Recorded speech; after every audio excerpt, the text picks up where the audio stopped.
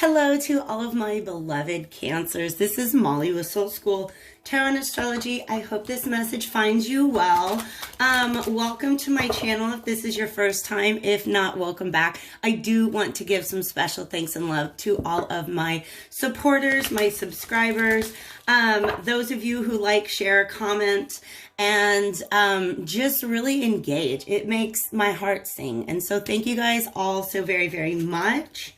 Thank you to those of you who have joined me over at Tarot 101 or the Starseed Collective on Patreon. Both of those are available. If you sign up for the month of September on Tarot 101, you will get all of the lessons that have been released this month. So you do not have to worry about just kind of joining in late and getting half of a month's worth of instruction. So anything you guys need to know about that is available on my website or down below. We've got lots of links in the description box, so definitely check those out, especially if you are not aware of your moon or rising sign, because these readings are for the sun, moon, and rising sign in the zodiac that's in the title. So definitely make sure, if this is not a message for you, make sure you're peeking around at your other placements to find one that is. There will also be an extended version of this video. The link to that is down in the description box. So I want to start off. This, by the way, is a love reading for the second half of September and first half of October. And I've got these Healing the Mind and Spirit cards. For some reason, usually I finish up a reading with these, but for some reason for you guys, I felt like this was a good place to start. So we're going to get a couple of these out. And then the first part of the reading is mostly going to look at your energy, but please understand it's a collective reading. Timelines are fluid and relationship roles may be reversed. So if it feels like I'm talking about your person, then when we go over to Vimeo, I'm actually going to be asking about you. But if this feels like I'm talking about you over on Vimeo, we're going to talk about your person. This is tremendous. Whatever you're going through right now, I do not have a feel. Let me see. Okay. So Spirit is indicating that these could be messages for people who are currently in union or in separation. This is definitely talking to me about what is going on within the individual. This is somebody who is really, really working on some sort of spiritual development or growth. We have, I practice meditation and contemplation to quiet my mind, and every day I am a new person. Just a combination of these two cards really makes me feel that somebody is doing some inner healing. And you guys, that is amazing. It's hard work, but if you're doing it, like, kudos to you. All right. So our messages on the back of these say, you may find that your mind is usually filled with unimportant thoughts. Focus your breath on your steps. Each breath is holy. Every step is sacred. And then we have, every day I am a new person. Each day your thoughts, intention, and awareness stir you to change and evolve. See yourself and your loved ones as you are now, and not as you were before. I am getting major forgiveness vibes here. This to me feels like somebody, whether you're, like I said, whether you're in the context of a relationship or not, this feels like somebody who is going within to understand how love functions and how they function when it comes to love. What is their mindset? What are their beliefs? What are their assumptions? And I also feel like the other end of this, like if there was an opposite to the vibe that I'm getting here, it is the Nine of Swords in the tarot. So that's the card where somebody's sitting up in bed, you know, kind of holding their head. You can tell that they're having nightmares. This is somebody who has come to realize the power of their own thoughts and has decided to master those. Has decided, you know what, I'm not going to let my thoughts and emotions have power over me. I'm going to go within and see what I can do to calm them. This is especially helpful if there's been a lot of conflict between you and your partner. In fact, I think more couples need to do this. When there's conflict between the two of you, it's not always about the other person. Sometimes we're projecting a little bit of our own fears and worries onto our situations. And that's why meditation, contemplation, introspection, really understanding your thoughts and where they are coming from can help to make relationships so much healthier. But that is an individual journey that must be done within. And then once you've done that, if you can bring that into your relationship, wow, there's so much potential for healing, forgiveness, love, compassion, just all the really good stuff. Because the focus of this is, my greatest lesson is to learn about the power of love. Some of you guys are literally observing what love does to you, what your older patterns and belief systems regarding love, how they are affecting you and how they shape your behaviors. But also, there might have been times when you were dealing with yourself or another person in a way that was lacking love. And this indicates to me that you are finding a way to bring love back into the situation. Like the Moonology Oracle deck. You guys, sometimes when I'm reading, Spirit is literally showing me cards out of my other decks. I think it's the full moon Aquarius that says bring love into the situation. That's the vibe that I've got here. So, love is the energy from which all people and things are made. You are connected to everything in your world through love. That is really beautiful. I am now going to come over to the Crow Tarot because that was the other deck that was really talking to me today. And we're going to get a little bit more information. Oh my goodness, if I can handle my cards, you guys. A little bit more information on the energies that you can expect to encounter in the second half of September and the first half of October. If you have found this video at another time and it seems to resonate with you, then definitely apply it to whatever part of your life it seems to apply. Don't feel like you have to, you're not bound to the dates. I really do. This is beautiful. The images that I'm getting in whenever I cut the deck here, I've seen the Magician and the Five of Swords, this Ten of Wands. I really feel, once again, this is somebody who's trying to take responsibility for themselves, for their own actions, for their own thoughts, their beliefs, and their emotions. Because I do feel like it has caused a lot of conflict in the past, okay? Let's go ahead and see what else comes out. Wow. Oh, do we get them all? All right.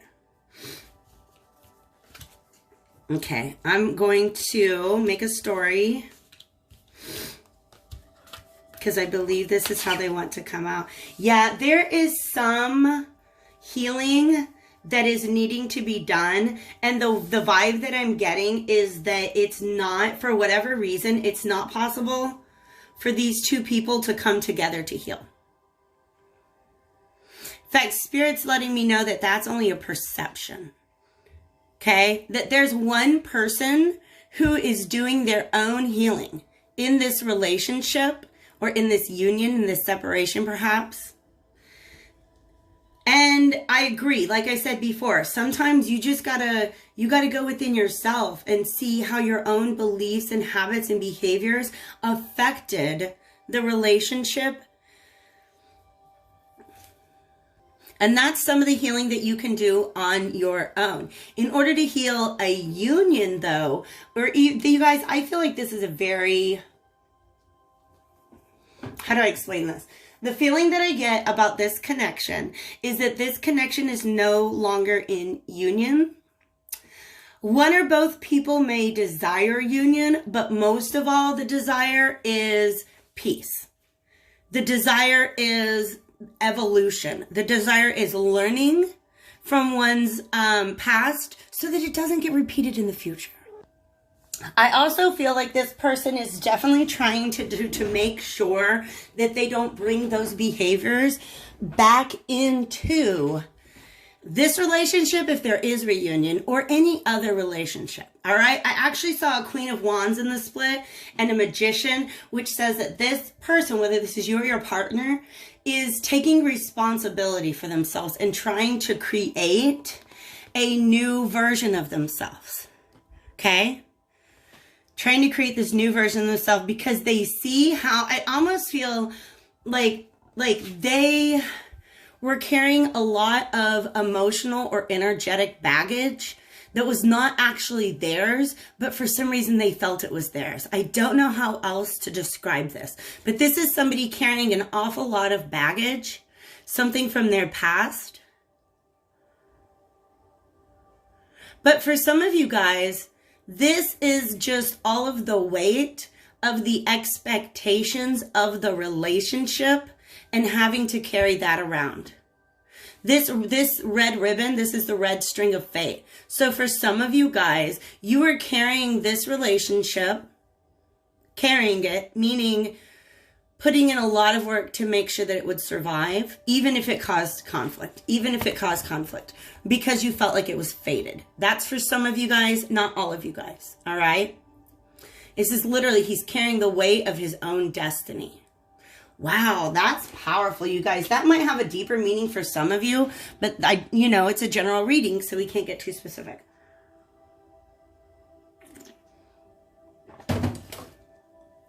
This right here is what indicates to me that these two people have not come together to heal yet. So what this person is doing on their own is beautiful and tremendous, and it's hard work, and it is going to help them in the future. But this to me shows that there's still some sort of perspective shift that is needed before healing can fully happen, right? It's almost like this person's trying to clean up their mess, but there's maybe still a little bit of a mess that was caused by another person. So now I'm getting this vibe of trying to find the balance between how you, right? Like, it's good to find how you contributed to the downfall of a relationship, but don't take on all the responsibilities. Does that make sense? Okay. So at some point in the past, babe, I understand this. If Fred's got a pen down there, by the way, he's just knocking a pen around, so if he's making noise. So this Emperor card in the past represents one of two things, actually probably a combination of both. If you are a feminine who is identifying with the reading thus far, this is the loss of your Emperor, the loss of your masculine, okay? Somebody who is there for you, who felt like a protector, a provider, even if it's just emotionally, physically, even sexually.